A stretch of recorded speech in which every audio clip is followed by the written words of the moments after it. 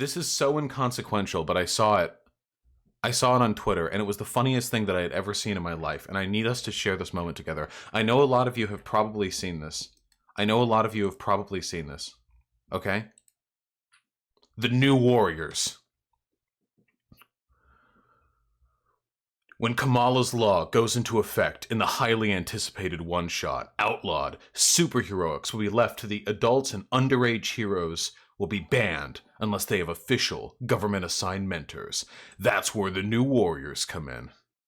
Starring Thorina, Deadpool, the girl from Scooby-Doo, Doomfist, Apollo, and these fucking 5, okay? When I saw this shit, I thought this was a fucking meme, okay? When I saw this shit online, I thought like some sort of elaborate joke was being played, okay? Please stick with me on this. I know a lot of you have seen this, but please, God, okay? Former teen vigilantes Night Thrasher, Firestar, Rage, Speedball, Namorita, and Silhouette step up to impart their wisdom to a batch of promising young kids. Is this why nobody reads comics anymore? Dear God. Okay? Hey, no spoils in chat, okay? Listen. All right, this is the New Warriors, okay? These are the 4 or 5? Aren't there 5 here? Who's missing? Wait, we've got Speedo, Doomfist, Hare, Thorina. Where's Dead Fuck? I don't know. We got the old guard, the old warriors, okay? Bringing in the training, the new warriors. These fucking 5. Please listen to this, okay? Please, God. Please, fucking God. Listen, I love you. I love art. I adore art, okay? This looks some fucking DeviantArt shit. Who the fuck approved this? These are the sketchiest sketches I've ever seen in my life. This looks like a fucking Ben 10 character. They didn't even erase... Look, his fucking collar obscures his chin, and they didn't even erase the chin line. This was legit like a 10-minute drawing. But this is what they're promoting with? This is like the concept art before the concept art. This is like the thumbnail sketches you do to make sure that the character has like the same facial proportions in profile and like front facing. Please. A meme-obsessed super teen whose brain became connected to the internet after being exposed to his grandfather's experimental internet gas. Now he can see augmented reality and real-time maps and can instantly Google any fact. Does this make him effectively a genius? He sure acts like it does. Screen time. With the internet gas, I want you to really imagine how this character would play out in the comic book, okay? Like really imagine an animated adaptation of this. What would this character sound like and what would their behavior be like, okay? I bet I can I can imagine it, you know? Some other chick is like, "Yeah, John's Donuts is the best donut place in New York City." And Screen Time goes, "Actually, according to Yelp reviews, Marinen's Donut and Fudge Factory is actually the best donut place in New York City." Just ask me anytime you need any more information, babe. And then the girl like it depends on what kind of comic it is, swoons or leaves. I don't know. This is a Redditor, okay? This is some good ass shit right here. We're downplaying the Redditeering a little bit by making them non-white. I don't know, what is this, like Filipino? Sometimes I feel like when you design characters like this, when you're like a hack artist, you have to move if they made this guy white and gave this guy like shaggy hair, this would be like the school shooter kid, you know what I mean? Like he would go into the school with like an M5 and like tip the goggles down and it would turn into like a VR sim and he's playing like Doom or some shit. But now we've like distanced ourselves sufficiently from the most negative invocation of this trope. But this is only prep, okay? This is only prep, all right? We're still warming up, all right? The word screen time is only ever used in a sort of restrictive sense because we're doing a story about teenage rebels. A lot of the names are about teens fighting against labels that are put on them. Keep that in mind, okay? Keep that one in mind. So with screen time, we like the idea that he has infinite screen time. Fighting against the labels that are put in them. Introducing Snowflake and Safe Space. Marvel's very first non-binary hero Snowflake and their friend, I guess, SafeSpace.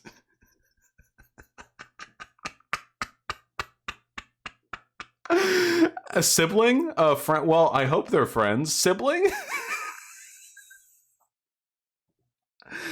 Psychic twins. All twins are psychic, but we're psychic-er. Snowflake, a cryokinetic, can materialize snowflake-shaped shuriken projectiles for throwing. SafeSpace can materialize pink force fields, but he can't inhabit them himself. The reflex only works if he's protecting others. They're hyper-aware of modern culture and optics, and they see their superheroics as a post-ironic meditation on using violence to combat bullying. They're probably streaming this.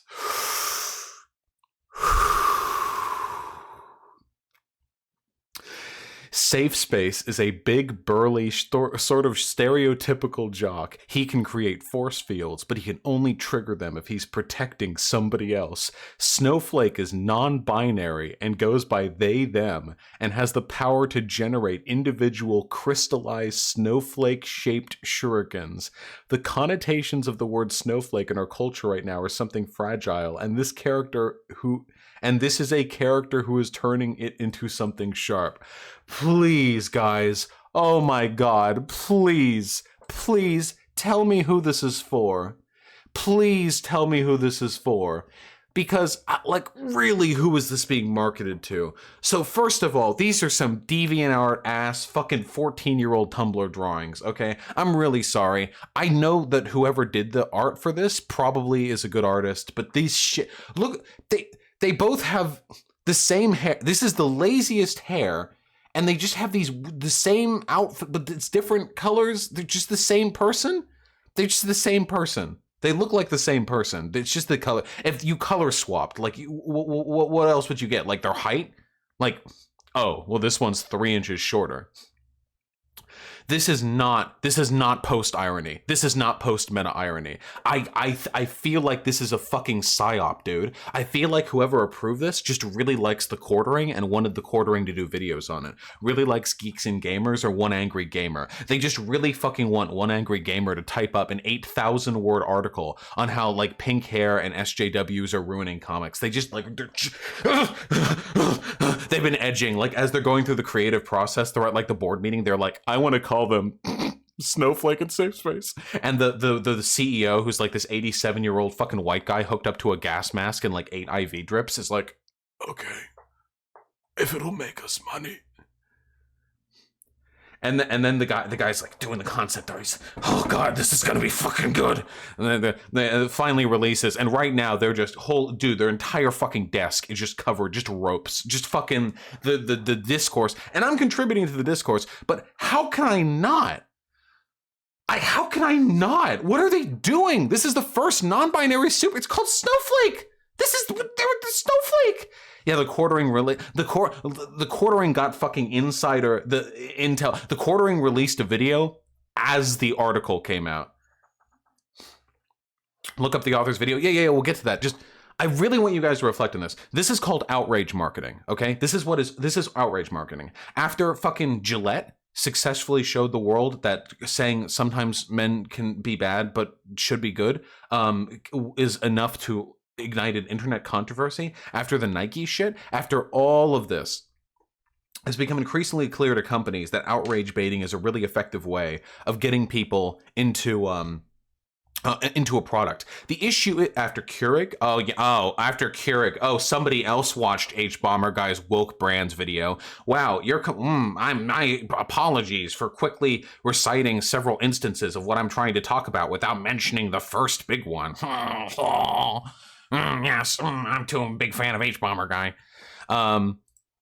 This is, but what I don't know what this is like for. Listen, I don't know if you guys have ever done this, but regular ass comic books like this, these types of comic books are intellectual drivel. Okay, I'm so sorry if anybody here likes comic books. Okay, I love I love comic books, okay? I grew up on comic books. I grew up on all the fucking classic graphic novels, Batman Year One, Dark Knight Rises, fucking Watchmen, Preacher, not really a superhero story, but I was a big fan of that, The Death of Superman. Like, I love superhero comics, okay? V for Vendetta, obviously.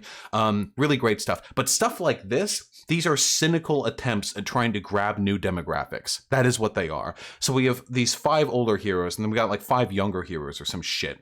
And that is what they are. This entire thing is a Trojan horse for trying to approach a new demographic of customers. And I don't necessarily have a problem with that. If you're trying to get new people into your industry, I mean, for one, that's just good business sense. You know, I'm not going to impugn somebody for trying to make money in a fucking capitalist economy or any kind of market economy. But for two, it can be good to get new people in. You know, there have been really, I think, successful attempts at getting new people in. Miles Morales or is it Mile or Miles? Miles Morales, the new Spider-Man, the half black, half Hispanic Spider-Man. I know that controversial in comics, but I've heard that there have been a lot of buzz generated when it comes to like getting non-white representation in fucking comic media. You know, that's pretty fucking cool. Not Evo Morales. The Miss Marvel. Miss Marvel is Muslim. I know that generated a stir. Squirrel Girl. I know. It's like this funny joke comic where like a girl who's a squirrel takes on all of Marvel's like biggest heroes or biggest enemies or whatever, and it's like funny because she has like no powers, but then she defeats like Thanos or whatever. Squirrel Girl is really funny, you know? I think, at least. And it gets people in. But the issue is, those things may be good, but just because bringing new demographics in is not in and of itself a problem, doesn't mean it can't be done poorly. And I really want to fucking know what they were going for here. If you're going to make the first non-binary syndicated superhero, this is something that's going to go down in wikis. This is something that's going to be known forever. Marvel is a huge fucking property now, thanks to its movies over the past 12 years. And we're looking at this, and it's like what? It's not the first. I'm pretty sure this is the first Marvel non-binary hero. Of course, there have been non-binary characters before. Aren't there like a billion Marvel comics though? You can follow them pretty well if you know what you're talking about, which I don't. So don't listen to me. But with regards to this though, like here's the first non-binary, like imagine if they had the first trans woman, trans lady superhero, and their name was like Transition, and they were like a chameleon type who could like transform into other, you know what I mean? Or like the fucking first black superhero, you know, like Mount Thugger, and he's like this big dude, and his thing is that he has gold chains. He's like, when you play, the point for inclusivity, the point for including new demographics is that you're supposed to integrate them without making their marginalized identity the foundational component of their character. It doesn't mean much if you have your first female superhero and she's called Lady Hysteria, and her superpower is that when she gets upset she screams, and the echo sonic scream destroys everyone's ears. You know, if your first black hero is the incredible N-word, and by whispering it in people's ears he can turn them into ash, it doesn't mean anything. It doesn't help. It's not. it's yeah, faggot boy, the first case, butt boy, you know, and they're like riding up like with like assless chaps and stuff.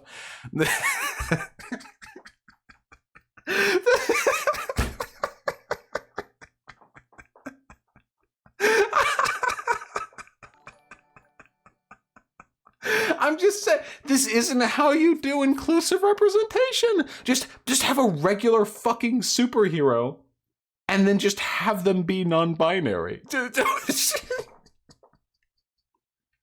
Dude, the first, I don't know if this is the first. Okay, here. Okay, look.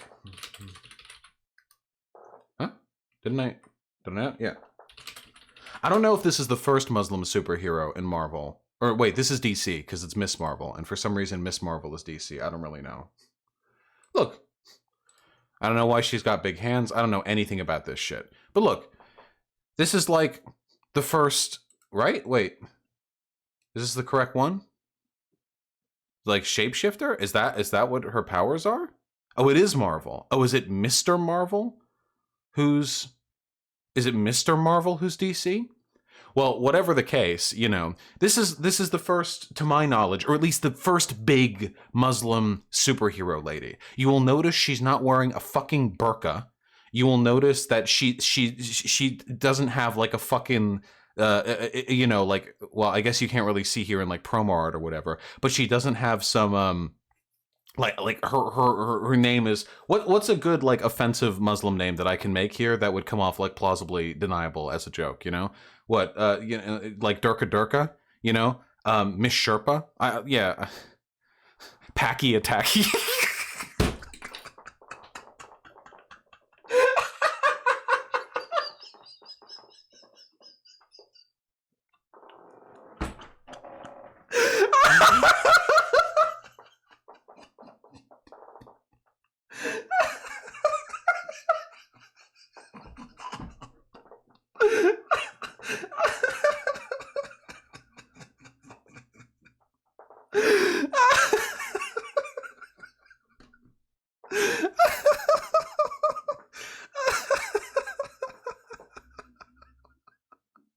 Okay. The point being, they really didn't make her identity. They they didn't they didn't make her identity the core, the front of her superheroism. Why her form's so big? Is she's got like stretchy powers or something. I don't fucking know. But the the point is, if you want to engage in positive inclusivity, you can't do this shit that puts it like so far on the nose. You guys realize this is going to be like a joke for years, right? Maybe there's some incredibly small demographic of people who like appreciate the ironic meditation on the nature of public acceptance of gender and sexual minorities. But maybe that's an incredibly small fragment of the population. But the vast majority of people either are going to find this pandering, stupid, or outright outrageous. You know what I mean? I don't think anyone's going to care after a week. Well, you think that, but this is going to go down as one of the like SJWs are ruining comics. I can see the headlines, dude. Why does no one buy comics anymore? SJW writers force insert ridiculous characters, like shit like that, you know? This was an actual character? I don't know. Wait, really? Wait, was this a superhero? Wait, but what's this? What's this? Is there even a superhero outfit? It's just a fucking. It's just the robes. Okay, listen. Okay, listen, guys, listen. Oh, she was a mutant? Dust? Okay. I mean, I mean, all right. She's just a ninja. Yeah. Hold on.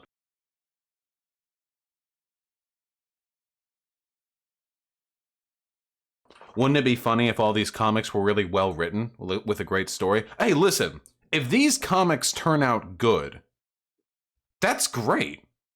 If they end up being really, really well written, that's great. Listen, maybe I'll even buy them just to see, you know, it'd be funny. Like, I'm sure I can go to a comic store, or actually with these days, I'm sure I can order it online. But no matter how great the writing is, this is still really fucking weird. Also, Safe Space is a ripoff of Steven Universe. Change my mind. Pink Force Fields works to protect others. Get out of here. Okay, wait. That's the funniest shit. But there are two more. Okay? There are two more. B negative. So, the previous designs were bad. I think whoever drew this should be fired. This is a DeviantArt OC. This is a DeviantArt OC. This is. I could have drawn this at 14, and I could have gone on fucking F-list and put them as my profile, and I could have done vampire like anal roleplay. Okay, that's the tier we're working with here.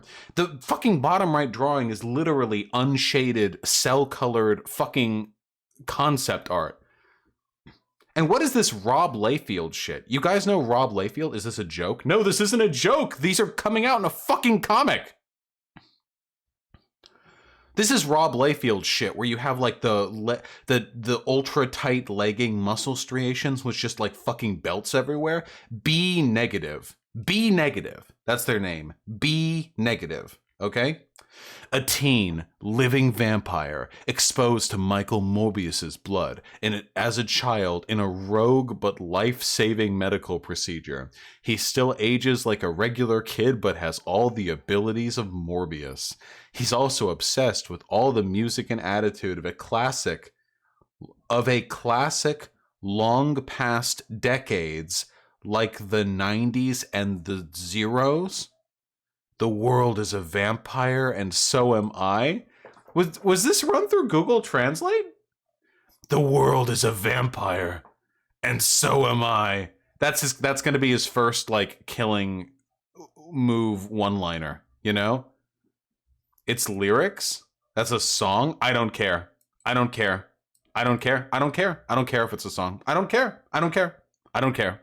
I don't care. I don't care how many pumpkins were smashed. I don't care. No, I don't care. You can tell me all you want. I don't care. B negative is the goth kid. When he was a baby, he got a rogue life-saving blood transfusion, we assume, from Michael Morbius. And now he has a very similar look and very similar vampire powers. We're really fucking cream of the crop creative material here. Shares Kibble Smith. B negative ages like a regular person. Or does he? And he definitely drinks blood. Or does he? But designer/artist Luciano Vecchio took brilliant inspiration from the 90s Spider-Man cartoon and gave B negative the leech suckers that the animated version of Morbius had on his palms. He's just wearing gloves. Or does he? And the last one is actually my favorite of them, unironically. I think this is the closest we have to a decent design, even though this drawing, and particularly the one in the bottom right, is literally like some fucking notebook doodle shit. I think this one is the closest one to like a real design. A regular kid scooped up into the world of teenage superheroing. Her magic backpack is actually a pocket dimension from seemingly infinite space, from which she can pull out useful or random objects. It's not always under her control. She claims to get her power from God, but not the God you're thinking of. Who is that one character from the Venture Bros? Who is that one character? Like from his stomach, you know, and he would pull shit out. Who's that one character? Fat Chance. Yeah. This is Fat Chance from Venture Bros. Anyway, I don't know. I think this is more forgivable than the other ones. But man, oh man, listen. I know I'm going to be hearing about this shit in the future, and I resent the artist for subjecting me to all of this. But goddamn, dude. This is just some really this is a really weird approach to inclusivity. I don't know who we got this guy. This is like for Redditors, and then we got the fucking SJW duo. Oh man, I don't know. What did the Quarter Pounder say about this? Cover the videos. He said exactly what you think he said. I mean.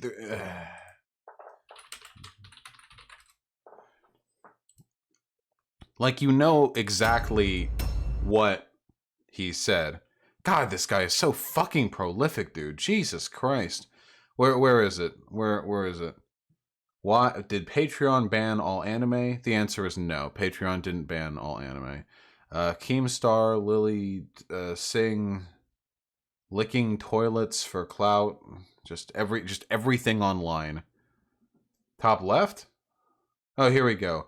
Instant regret. Marvel destroyed for Snowflake and Safe Space. Day 2 of hilarious reaction. Wait, whoa. We don't want to non-sequentially. Here we go. Marvel is canceled. Here we go. Here's the famed Kibblesmith, who I will admit does not look like a Kibblesmith to me. He made 2. Of course he made 2. Kibblesmith, and I am the writer of New Warriors #1. Eureka! I've just been inspired. This is a superhero team of multi-ethnics known as the Fired Bunch. What's going on, everyone? Okay. Jeremy here from the Quartering In, working with Jonas on your feedback from yesterday. Fewer jump cuts, I get you. And his last name is blades that came out of his hands, and that was cool. Damn, we got some editing chops going on now. But who would it say? Does it? What? To its sort of logical conclusion, as a youth, he was exposed to his grandfather's experimental internet. Where's the here? Nazi? Wait, let's see if it's inclusive. If you should have, I mean, if you have Snowflake and SafeSpace, you should have what? What's the equivalent? Nazi? Goobergator? Get it? If you want to have an inclusive superhero team and you have black people in there, you also have to have Nazis in there because that's inclusive. So this is exactly what you think it is. I mean, it's just an opportunity for every like 80 IQ comic obsessed dipshit on the internet to ramble off their fucking comedy routine that they have prepared every time anything like this happens, which is the same old jokes about helicopters, inclusivity, the tolerant left, and SJWs. These people don't actually read comics. Oh no, I have no doubt that the Quartering himself engages with almost no pop culture and just distills all of it through his fan base, who tells him what to cover. The Quartering has like directly said that he's a grifter before, that he doesn't actually care about the things he talks about, and he only talks about them because his audience expects him to. So again, this is just like the, you've got like the eight one-liners that you're willing to dish out. Why does every YouTuber that you react to look slightly like you? I don't look anything like Crowder or fucking Shapiro or Blair. What are you talking about? The Quartering looks a little bit like me only because you dipshits see any fucking white guy with a beard who is a little bit overweight, and you think like, oh my god, it's Vosh. I see you people. I see you fucking people in the Reddit threads. You're like, here, I saw this advertisement of Vosh, and it's just like a guy with a beard. It doesn't even have to be a fat guy. Like I'm pretty fat. I'm like 260 pounds. But you see like just an annual picture of like a guy with a beard. Like, oh my god, I didn't know Vosh was in a Kellogg's commercial. And then you post it on the Reddit, or I get fucking DM'd it. It's great, I'm so glad. Not all beards look the same. I hope you guys know that, all right? Quartering's beard looks like shit, okay? Quartering's beard looks like somebody glued fucking pubes to his face, all right? Let's just be fucking real here. Also, he doesn't have a soul patch. What the fuck is going on underneath his mouth? Look at this. Look at that. Perfect symmetry. Flawless symmetry right there. Oh, God, just perfectly frames the jawline. The mustache curls upward. Okay, look at that. Oh, nice, thick right here, just solid. It's soft. You can't feel it. Nice and soft, right? Got perfect underline cut. Admittedly, I don't shave that often, but when I do, I got a nice underline. There's not all beards are the same. Okay, it does hurt my feelings a little bit when I see the Quartering. You are, it's alt universe Vosh. All right. Okay. Okay. Man. There's a lot to be said more broadly about how fucking ridiculous the way comic book superheroes are made. I've always thought like superheroes are a subject ripe for analysis that never actually takes place. Superheroism fundamentally is fascistic, or at the very least it's vigilante. It's the idea that the system can't deal with the problems of the world. You need strong men to come in and deal with those problems for you. It makes sense in the context of superheroism because with, say, Superman, you literally do have people who are capable of solving problems other people can't solve. But when we apply this to our reality, there is no such thing. But there are people in our reality, in real life, who do genuinely believe that it is the strong men who must rise up to secure safety and peace for the weaklings who can't take care of themselves. It's a fundamentally fascistic ideal. So when you take a look at superheroism, and the way in which it reflects sort of the power dynamics of a society. I think there's so much more interesting shit that could be done there than all these nonsense like, Weapon Team X succeeded after recovering the serum from the Infinifortress in Doctor Doom's Eternal Laboratorium, but now Team X has been afflicted with space cancer and must train Team XY to recover the same because it went back. Like I don't know. It's it's just stupid. It's just fucking stupid, dude.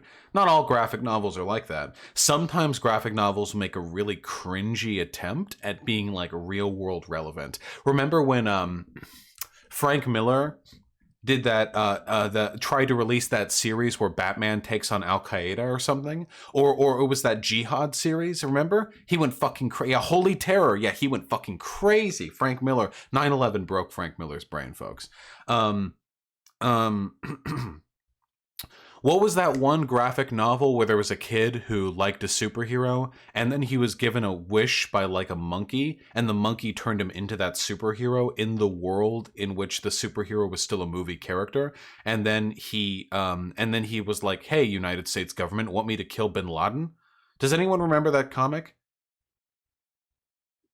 Does anyone remember? It was like a monkey, and it was like a monkey wish giver. Flake remembers. Some of you guys remember. Okay, listen. Just, God, superhero comics are so fucking bad, dude. I have no fucking idea. I don't know why they do this. They do this to me personally. The fuck are you talking about? I don't know. Go look up the fucking comic. You made that up? I didn't make that.